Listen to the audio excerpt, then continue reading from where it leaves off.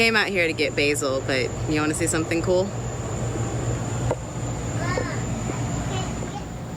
Don't you love it? It was like 20 bucks on Facebook Marketplace. Look, I started these seeds on Thursday. And yeah, I know there's no like markers in there. That's because I forgot to grab my markers before I ran out here to plant them because I was just like really excited. But I have like a vague idea of what's where. Like I know a lot of this is like lettuces and stuff, more lettuces and stuff. These obviously are beans. I think that's corn back there. I have no idea what's right there.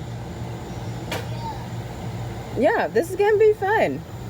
And then I have these. I started these last night, so they're still just kind of hanging out. But I'm super jazzed. Like, I got a greenhouse, y'all. I got a greenhouse. It's like a green shelf, but I'm still excited. Isn't it gorgeous? Yeah. Pesto is like by far one of my favorite things that I like to make with basil, because it just goes so well on everything. Like you can put it on pasta, you can put it on chicken, you can put it on a sandwich. Like, it is so tasty. And then freezing basil, I like doing that also, which I'm sure like you've probably seen it on like Pinterest or something. I'm trying to grab some more, sorry.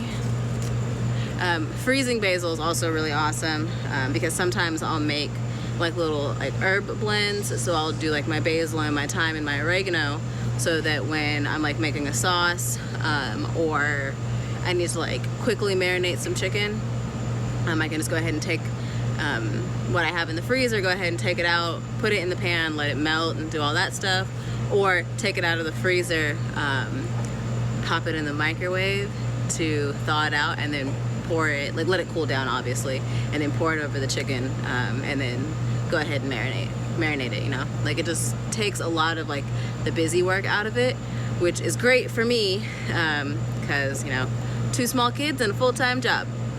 Gotta find shortcuts where you can, right?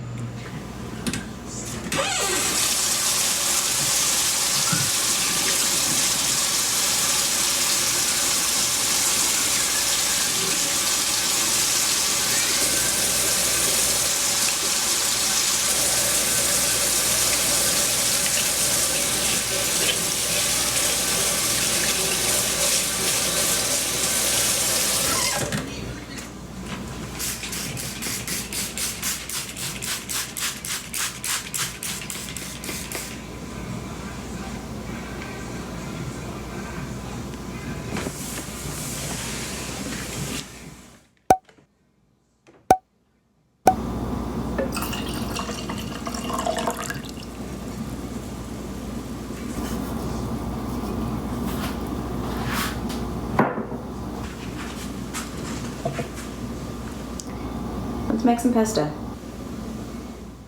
Out of everything that I like to do with basil, pesto is probably, I'd say top 3. Like it's up there. Of course, you can't beat fresh basil.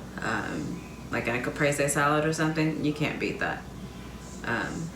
This year, I have started adding basil to like my iced teas and stuff.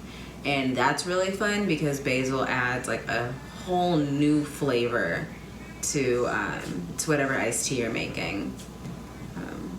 So yeah, basil is probably top 3. It's probably like the number 3, or like my third favorite thing that I like to do with basil. For this pesto, really easy. Just like, let me see, 1, 2, 3, 4 really simple ingredients, you know, including basil, obviously. So you're gonna take about a cup of basil, of course, washed. I know that we all, or you know, I know a lot of us are big proponents of organic gardening or you know, gardening without pesticides and stuff, but you still want to go ahead and rinse your veggies. And then if you have dogs, definitely rinse your veggies, because, especially boy dogs. I love my doggies, I love my pack, but like, do they have to pee everywhere? All right, so we have our basil in, and then pine nuts. I have done this recipe with walnuts also, and I don't necessarily have a preferred nut that I use. It's pretty much just whatever I have on hand. Today I happen to have pine nuts because I planned on making this, and I made sure I put pine nuts on the grocery list. You're gonna do about a quarter cup to start with. You're gonna do about a quarter cup of pine nuts. The pine nuts, of course, help with flavor, but for me, I've noticed that they help a lot with consistency. So if you like a thinner pesto, then maybe don't do as many pine nuts. If you like a thicker pesto, which I'm kind of more on, I prefer like on the thicker side,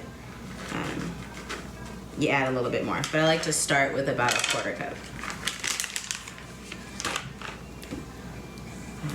Let's see, garlic. I know this is super controversial. I like putting garlic in my pesto, so I put about half a teaspoon.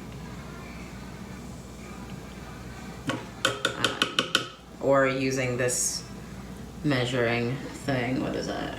Like a clove? Yeah, half a teaspoon is about 1 clove of garlic. So if you like to use the cheater garlic, half a teaspoon. If you are gonna cut up your own garlic, just do like a clove.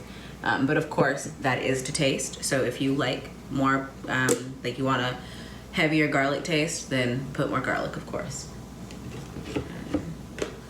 Olive oil. For olive oil, I do about a quarter-ish cup as well, which is gonna be the rest of this, which means I am not going to be able to freeze any of it tonight. I do put salt and pepper, but I don't do salt and pepper until later. Let me make sure everything's all lined up, turned on.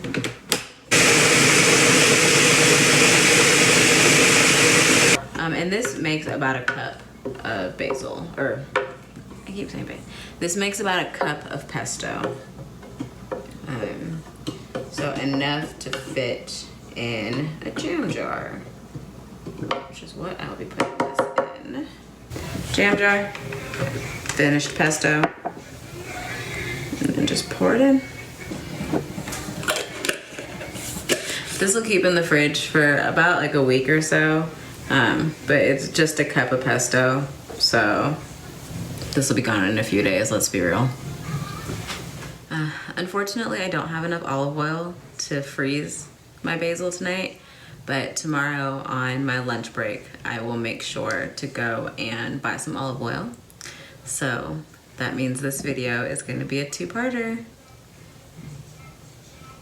Cheers.